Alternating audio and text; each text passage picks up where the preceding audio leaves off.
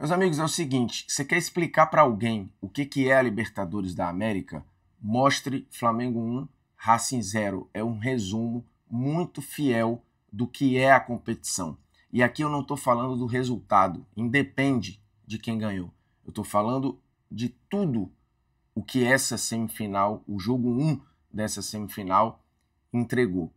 Tudo no limite, nada de graça, estádio entupido, atmosfera, torcidas apaixonadas, times muito bem treinados, espaço mínimo, até sangue derramado teve, mas não na maldade.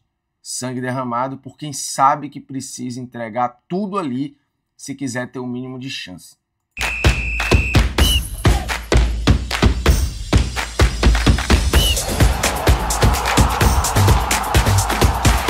Fala moçada, beleza? O Bruno Formiga na área, nada mais convidando você gentilmente a se inscrever no canal, tocar na notificação, deixar o seu like, seu dislike aí, não tem problema nenhum, comentar o conteúdo, compartilhar, interagir de alguma forma. Eu sou grato a cada um que está aqui. A gente está aí na casa dos 430 mil inscritos, tentando um dia, quem sabe, chegar nos 500. Aí você pergunta, mas para quê? Só porque é um número fechado, bonitinho. Eu já sou muito satisfeito com o que a gente construiu e tem até aqui. Assim, eu sei que é um canal indisciplinado, que produz conteúdo ali sazonalmente, não tem um horário fixo, não tem um dia fixo, mas é a forma que eu sei fazer e que, enfim, que dá para fazer. Às vezes com áudio ruim, às vezes com a vinheta cagada, às vezes com a imagem mais ou menos, mas sempre com muita vontade de expressar o que eu acredito de determinado assunto, de determinado jogo.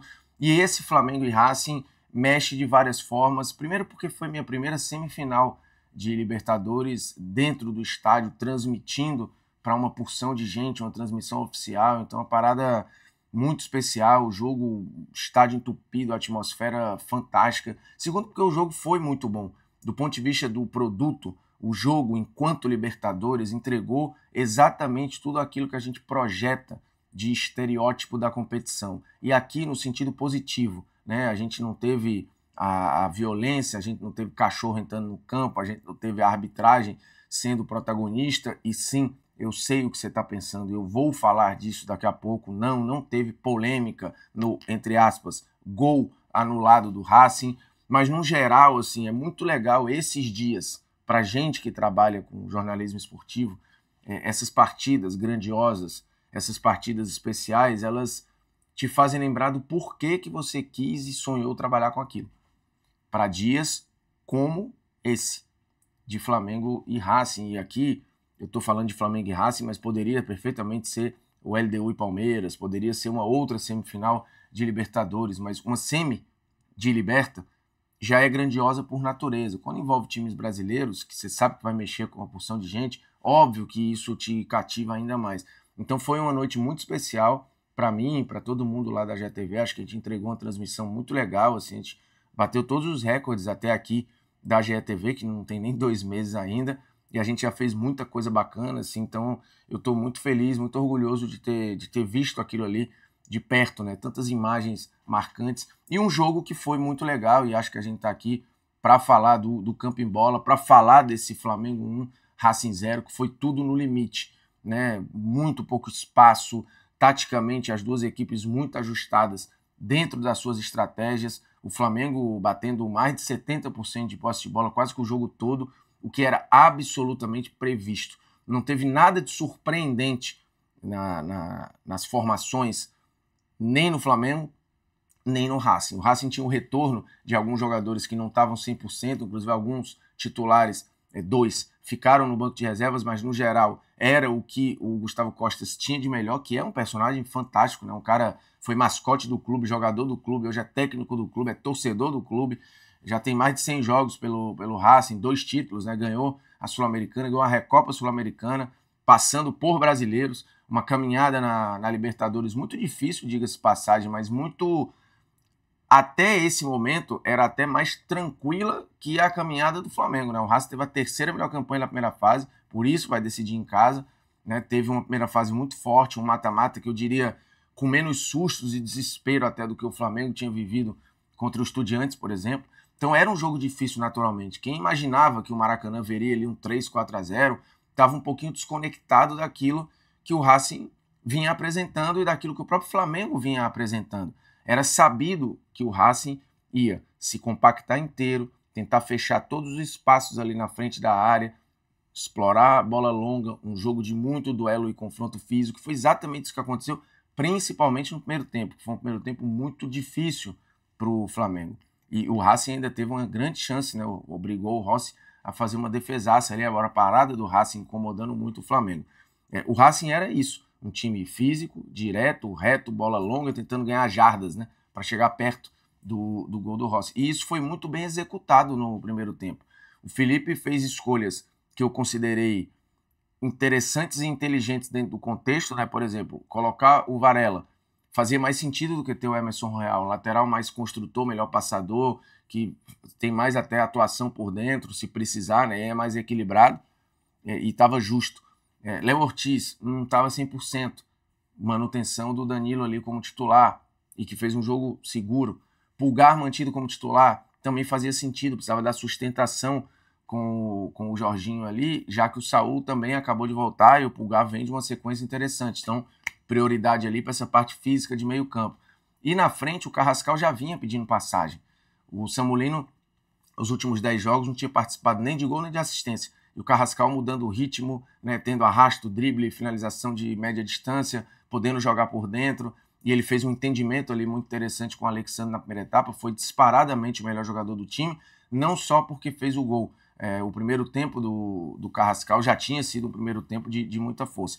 E o Racing, postado dessa forma aí, né, com uma linha de 5 lá atrás, o Sousa fez um jogo antológico, assim, o goleiro do Racing fez um jogo maravilhoso, com defesas muito importantes, assim, decisivas, mas, enfim, posicionamento absurdo. Então, o Racing entregou o máximo que ele podia e sabia que era difícil, né, enfrentar o Flamengo no Maracanã. Se você olhar essa imprensa argentina, todo mundo dizia que era o instinto de sobrevivência para o Racing, para levar para a Argentina um resultado que mantivesse o confronto vivo. E o confronto está vivo, 1-0 não é uma mega vantagem. Dentro do contexto, foi um grande resultado para o Flamengo também, porque o jogo foi duríssimo. O empate em algum momento estava desenhado ali, porque o Flamengo tinha posse e não conseguia brecha ali. O jogo entre linhas do Flamengo basicamente inexistia. O Arrascaeta teve muita dificuldade de conseguir pegar a bola de frente, de conseguir girar e ter possibilidade de uma achada, de uma finalização. Ele fez isso 2 vezes no jogo todo. O Pedro também teve dificuldade de ser acionado, até teve boas chances no primeiro tempo. Depois ele machucou a mão e quando ele machuca a mão, ele perde ali o braço de referência para poder ficar disputando espaço com os zagueiros. É muito ruim para um pivô, para um atacante desse porte e desse estilo de jogo, jogar focado na dor ali e tal. E aí vem a mudança do jogo. O Felipe Luiz tira o Arrascaeta e tira o Pedro. Ele é corajoso, ele tira as melhores estatísticas do Flamengo ali, mas entrega o rabisco, ele entrega o drible, ele entrega movimentação, ele faz o time do Flamengo balançar mais e ir gerando desencaixes na defesa do Racing, que obviamente também já foi cansando, né? Então a reta final do segundo tempo do Flamengo, ela é mantendo a bola o tempo inteiro perto da área ali. E aí vem uma chance aqui, outra chance acolá. O Flamengo terminou o jogo com 20 finalizações. E aí você pensa que o jogo foi um massacre, né? Que o Flamengo foi infinitamente superior ao Racing. Era natural que ele tivesse mais chance e mais posse.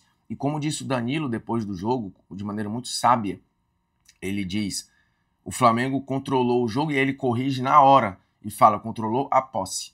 Porque ter a posse de bola não necessariamente é controlar o jogo. O Racing, em vários momentos, controlou o jogo sem ter a bola. Ele mantinha o Flamengo ali monitorado, sob controle, roubava a bola, pum, esticava rápido. Roubava a bola, pum, esticava rápido. E rapidamente ali, às vezes, até chegava no gol. O que eu senti falta do Flamengo no jogo com o Racing foi uma pressão alta melhor, bem feita, para roubar a bola e gerar já ataques rápidos. O Flamengo fez isso pouco. Quando o Plata entrou e começou a perturbar ali, e o Samulino também, o time conseguiu gerar um pouco mais disso. A saída de bola do Racing era falha, era pouca qualidade. E o Flamengo explorou isso, ou não explorou com medo de entregar as costas da defesa, ou fez de maneira ruim, né? Uma pressão fofa em alguns momentos. Quando o Flamengo no segundo tempo pressionou mais, melhorou e conseguiu gerar situações. Mas era um jogo com suco, com cara de Libertadores. Então, assim, mais do que tensão, você teve ali estratégias muito bem colocadas. Então o clima no estádio estava muito legal, acho que as estratégias foram muito bem postas, o jogo teve a emoção, ele foi bem jogado dentro da proposta, ele teve picotada, ele teve cera, ele teve pancada, mas nada fora do tom. Não teve maldade, não teve sacanagem, teve cera como qualquer um faria na situação do Racing ali e dentro do limite do possível. Tô lembrando aqui já para você baixar o SofaScore, tá? Que é o aplicativo de placar ao vivo mais rápido do planeta. O link está na descrição do vídeo e apontando para esse QR Code você baixa o SofaScore, o apoiador, o parceiro mais antigo deste canal aqui desde 2020 ou 2021, por aí. Cara, é muito tempo já, um relacionamento, é uma relação estável, né? Como diria o outro, assim, a gente já tá há um tempão junto. Então, eu peço que você baixe o SofaScore. E, cara, assim, é importante lembrar, e nesse momento a luz que eu tava usando aqui atrás, ela apagou, mas voltará em breve. E aí eu fiquei um pouco amarelado aqui, mas também dane-se, você tem gente que tá ouvindo aqui o vídeo e não tá nem vendo a imagem, então, assim, pouco importa como é que tá a minha imagem aqui. Então, cara, assim, o jogo, ele tem todas as nuances daquilo que a competição exige. E, de novo, quem imaginava que seria um jogo fácil para o Flamengo não estava acompanhando o Racing ou não acompanha muito a Libertadores. É claro, assim, já teve semifinal com goleada? Já teve jogo que o Flamengo amassou o adversário? Já. Mas não parecia ser o caso deste jogo específico com o Racing, porque ceder à pressão da torcida, não se entregar em todas as bolas, não cumprir o que o técnico pede, a exaustão, não é uma opção para times argentinos. Isso é muito inegociável para os caras. Então, se eles são piores tecnicamente, se eles são inferiores taticamente, isso é uma questão, assim, o dinheiro faz diferença, mas o espírito dos caras equilibra jogos que, em tese, não seriam equilibrados. Então, assim, é muito bonito também de ver a forma como o Racing encara o jogo. E lembrando, o Racing volta a uma semifinal de Libertadores depois de 28 anos. Então, é o jogo mais importante da história do clube para muitas gerações que não viram o Racing chegar numa semifinal, que não viram o Racing ser campeão lá atrás em 67, que alguns viram o clube quase acabar nos anos 90, né? O Racing chegou a decretar falência. Então, assim, é muito passional a relação do argentino com o futebol, e a torcida do Racing é apontada como uma das mais apaixonadas do continente, não é só da Argentina, não. Então, era esperado que o Racing fosse compensar qualquer limitação com um coração muito entregue ali em campo, o que é bonito de ver. E eu acho que o Flamengo também entendeu isso e falou, cara, se a gente não mantiver um ritmo aqui, se a gente não disputar cada bola como se fosse a última, a gente não vai superar esses caras. E o Felipe fez a leitura que tinha que fazer. Às vezes, a movimentação, a intensidade supera o talento. E o Flamengo precisou ali, em algum momento, de algo diferente do que Pedro e Arrascaeta poderiam entregar. E o Felipe teve a coragem de tirar os dois e colocar o Plata, né, de colocar o Samulino, de fazer uma inversão, inclusive, né, jogando o Carrascal para o lado direito, o Samulino para o lado esquerdo, Plata e Bruno Henrique por dentro.